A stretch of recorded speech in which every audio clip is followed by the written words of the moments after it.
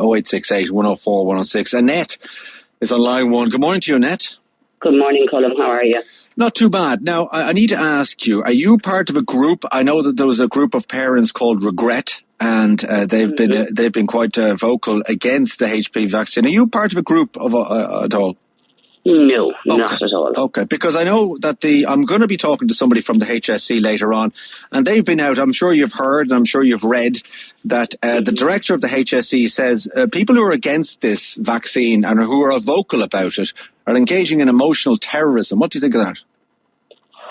Well, there's no emotional terrorism coming from me. I mean, I'm a mother who saw how her daughter reacted to the first vaccine and just said, nope, that's not a correct reaction in any way, shape or form. Okay, so tell me, your daughter got the first HPV vaccine. What happened? She got the first one. She got the first one, and you see, she's got a severe allergy to penicillin. So she was given the vaccine in a specialised unit in Limerick. Mm-hmm. It's just a special unit so that they can keep an eye on them, in case they have another adverse reaction, because she's so severely allergic to penicillin. Okay. And there was about, maybe 12 girls just at the time now when I was there. And all in the unit for various different reasons as well. And it was just a day thing. You just went in and got the appointment and got it done, Mm-hmm. But every single one of those girls, including my daughter, all fainted. Every one of them. As soon as the vaccine was administered. And I brought her home. But once she came around and she seemed okay, brought her home. And from then on, the most chronic fatigue I've ever seen set in. Now, at the time, she was 14, not far off 15, I think, if I'm correct in the timing. Mm-hmm. Well, what age is she now, Annette? She's nearly 18. Okay, so for 4 years, she's been suffering from a kind of a chronic fatigue, is it? Yeah, absolutely. And she gets these headaches, these blinding headaches, that have been investigated, and so far no reason has come up for them.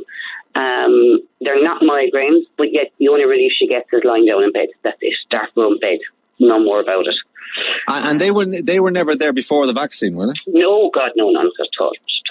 I mean, she was a very active, normal 14, nearly 15-year-old girl at the time. Absolutely perfect. Now with the chronic fatigue, she just lacks. She just doesn't have the energy to do anything else. I mean, she goes to school, she comes home, she does her homework, she goes to bed. And that's if she's even able to get into school. Last year in particular was horrendous. She missed a lot of school. Because she just wasn't able. And she's gone into leaving cert now. So the pressure is on her now. I don't put the pressure on her. She's the type of student who wants to do incredibly well and has got great ambitions. Mm-hmm. But looking at her, I just wonder if she's ever going to achieve those ambitions, because this fatigue is just crazy. I mean, she's been tested for, low iron. She did get a vitamin B12 injections, course of injections at one stage, made absolutely no difference whatsoever to her. And as I said, there's been people have been commenting on my post on Facebook last night, and they're saying, have you got evidence, to say, this is definitely the vaccine. I don't need evidence. I'm a mother. I gave birth to her, and I know her since the day she was born. And I saw the difference between before she got that vaccine to when she got it. I don't need anybody else. I don't need any evidence, and I don't need anybody else to tell me it's something else or it's this, that, and the other. I know exactly what it is, and it was that vaccine. Simon Harris, the health minister, is out saying, listen, if you don't know, if you're not a medically trained person, if you're not a medical professional, butt out. Stop.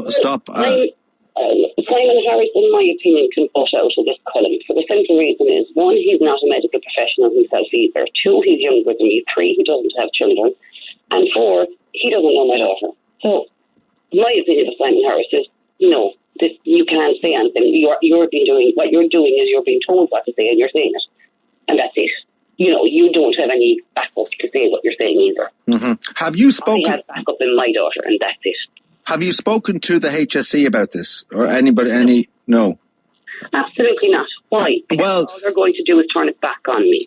They're going to say, oh, absolutely not. It's not the vaccine. It's this, that, and the other. If people actually want to go and educate themselves a little bit more on it, then go and look at the Merrick Patient Information Leaflet. That's a different one. It's not the HSE one. It's not the Gardasil one. It's the Merrick. Well, they would say here now, I'm going to be speaking to somebody from the HSE later on, but they will say that is misinformation. That is factually incorrect. It's not. It is a patient information leaflet brought out by manufacturers of these vaccines. So it is not incorrect.